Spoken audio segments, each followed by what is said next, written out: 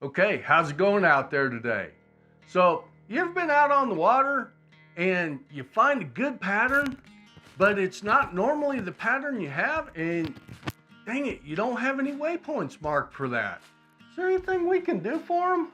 Yes, Rick, you can target areas using the depth shading feature in the charts menu. Give it a try. Oh, okay. Well, let's check that out then.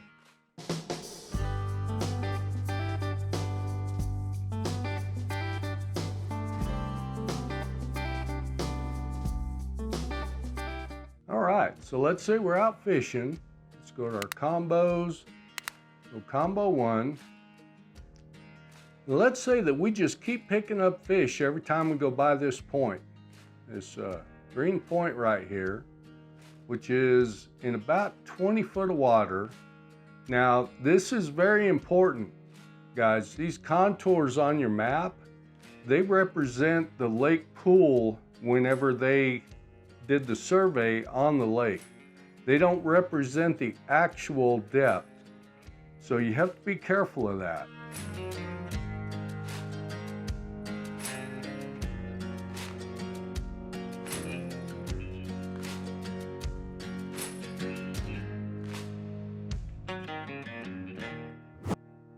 So zoom in on that, and you can see that's at 19 to 20 foot range, but that's not necessarily the actual depth of the water.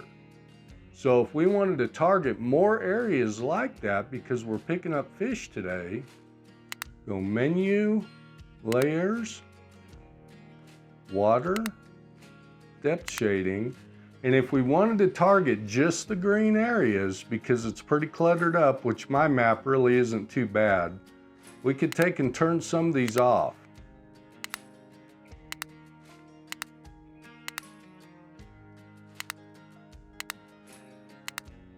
That way we would only be showing the green areas. Then go back to our chart and hit the stop panning. That takes... Hey guys, I just wanted to take a second to point something out. If you look over here, those are the quick draw maps. And the quick draw contours have got a little more detail in them and are more accurate than the built-in maps that are based off the regular survey. So you can go ahead and turn your quick draw maps on, and somebody may have surveyed your lake for you. Because as you can see over here, it shows much deeper water depths on the survey than it does on the quick draw maps.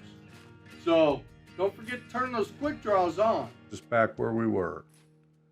And if you don't know what that panning is, when you start looking around outside of the area you're in, it shows you as panning. And if you want to get back, if you're looking all around your lake, like we're fixing to be, okay, and you want to get back, just hit your stop panning, and it'll take you back to where you can see your boat icon. So anyway, let's look for some other areas. Let's see, there's some green areas there. There's a real promising point right there, so let's go ahead and create a waypoint. That's going to be waypoint number 176, and we want to remember that. And if you wanted to, you could go ahead and mark it something else. You could rename it or put a different symbol or whatever you might want to do. We're just going to leave them at the default. So there was a good point there. And let's pan over here.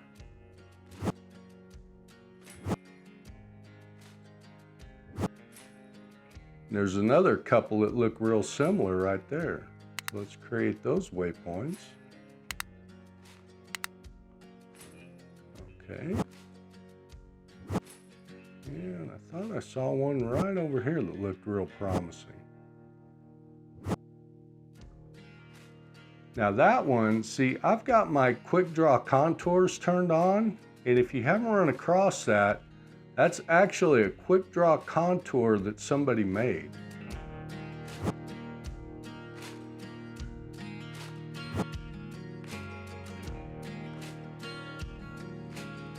There's another one there.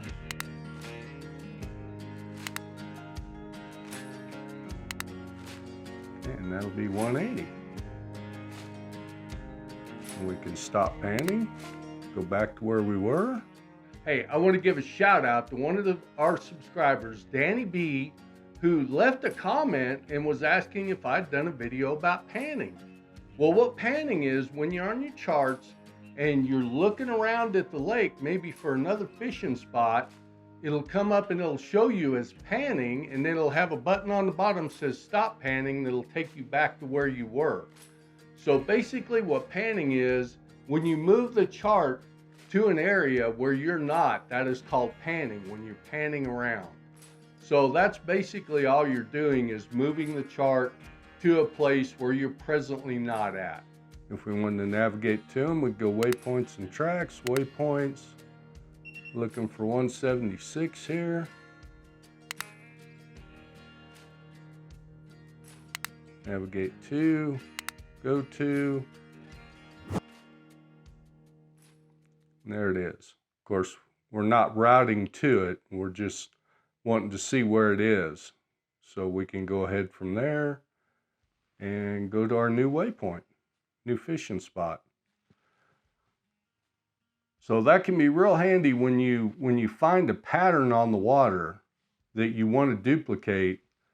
You can play with that depth shading a little bit and isolate some targets. And if you're wondering, yeah, my voice is off a little bit because I have a nephew who was promoted to major in the Air Force. And I flew out to Seattle to go see his pinning ceremony and congratulate him. And you know what? I picked up COVID. So I'm getting a lot of video work done while I'm quarantining, but that's good for you, right?